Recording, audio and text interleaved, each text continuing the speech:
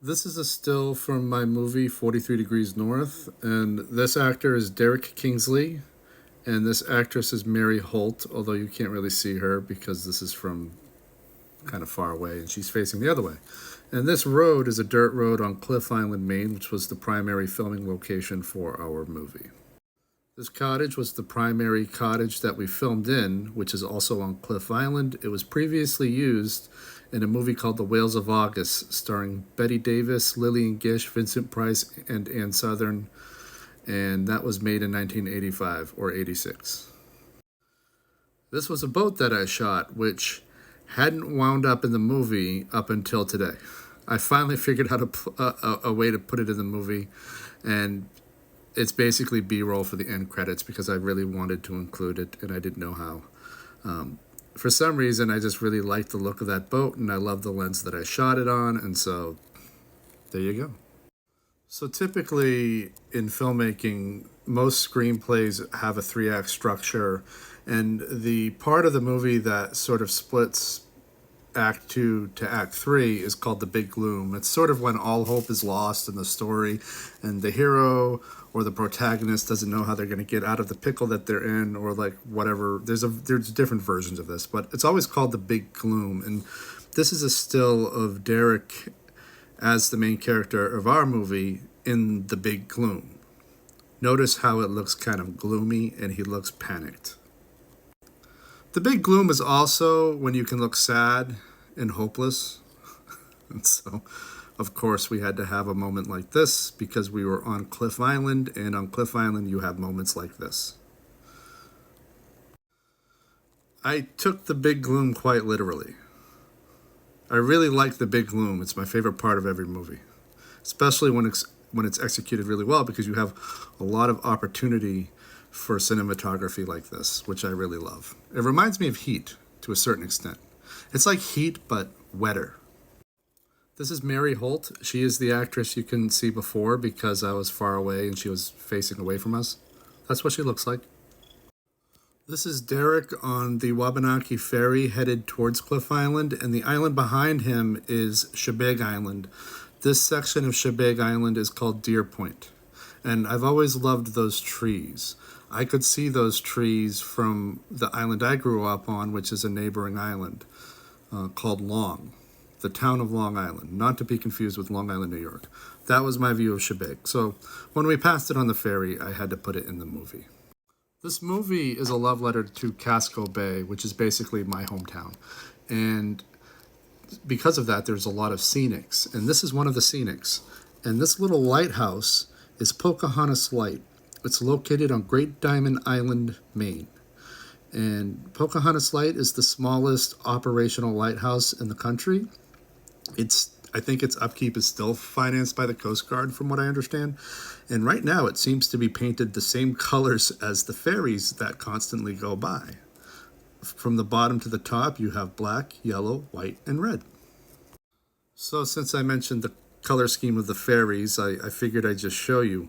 This is the ferry, and the color scheme is the exact same as that lighthouse. From the bottom to the top, you got black, yellow, white, and red.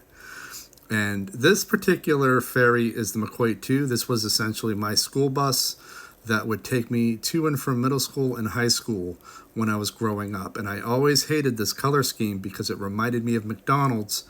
And so whenever I would see these ferries, every morning and every evening, I would be mysteriously hungry, because those colors make Americans hungry, whether you like McDonald's or not.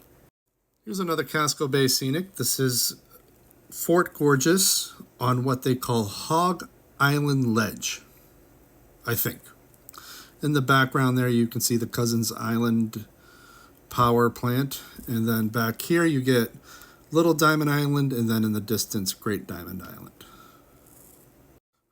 This scenic is from the ferry as well, and this is the eastern end of the town of Long Island. This is the island I grew up on, and this is the far eastern point, and there's a little Nubble-like house there, but this island has a few Nubble-like houses.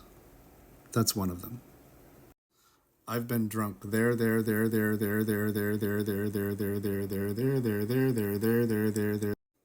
Here's Derek walking away from the ferry, and it really stressed me out coordinating this shot because he needed to be alone. And it would have been better had there been no people here. And if I had like James Cameron's budget, I'd just hire ILM to remove all these people. But it is what it is. It's an independent film with no money behind it. So the people are going to be there. But anyway, I'm really proud of this shot. This is why I like long lenses. And it looks really cool when it's in motion. This is a beach on Cliff Island. This is called Stinky Beach because at low tide it really stinks, and at high tide it only moderately stinks. I really like that beach though. I like walking by it. It smells like the sea. So this is my actor Derek, and he's on the ferry and he's looking at Great Diamond Island. This is called the Diamond Pass. And if it looks like he's close to the island, it's because he is.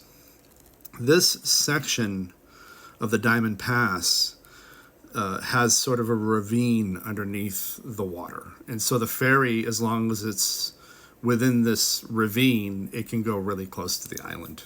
It's actually really popular amongst tourists. So this was one of my favorite houses on Cliff Island.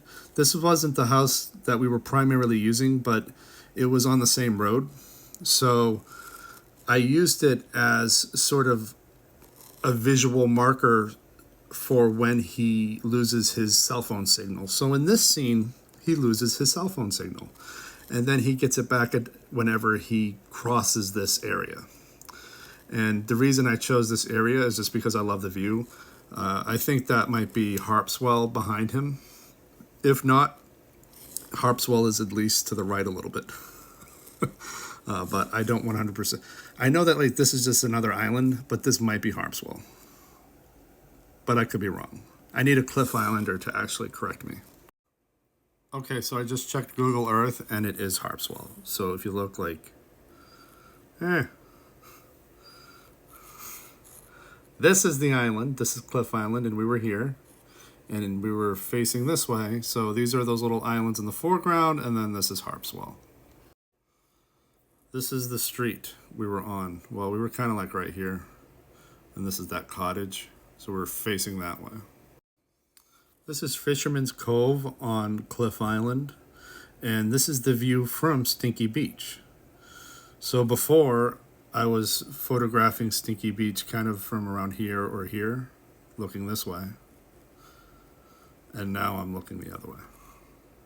I really like to get opposing views whenever I'm doing scenics, because you never like know if you're going to need them or not. And also, this time of day, the light looks great. And then other times of day, the light looks great when I'm over there. So what I'll do is, in the mornings, I'll shoot this way, and then in the evenings, I'll shoot the other way, and then I have the whole island documented and fairly well exposed. 43 Degrees North is my independent film. I shot it this past autumn, and it is 100% my love letter to Casco Bay, my home region, my hometown. Even though I grew up on the town of Long Island, and I went to school in Portland, I consider all of it my hometown. All the Calendar Islands, all the mainland locations that surround the Casco Bay, the whole region is my hometown. And that is why we filmed on 4 of the Calendar Islands and multiple towns around not only Casco Bay, but the coast of southern Maine and some parts of Maine in the mid-coast. Maine is my hometown, and this movie is a love letter to it. And we will be screening the movie next summer on 4 of the islands that we filmed on, plus in movie theaters around the mainland. And I hope that you join us because it's going to be fun. And although the movie deals with some heavy-hitting issues, in the end, I did everything I could to make it a love letter worth seeing. So thanks again for hearing me out about it, and hopefully I'll see you next summer.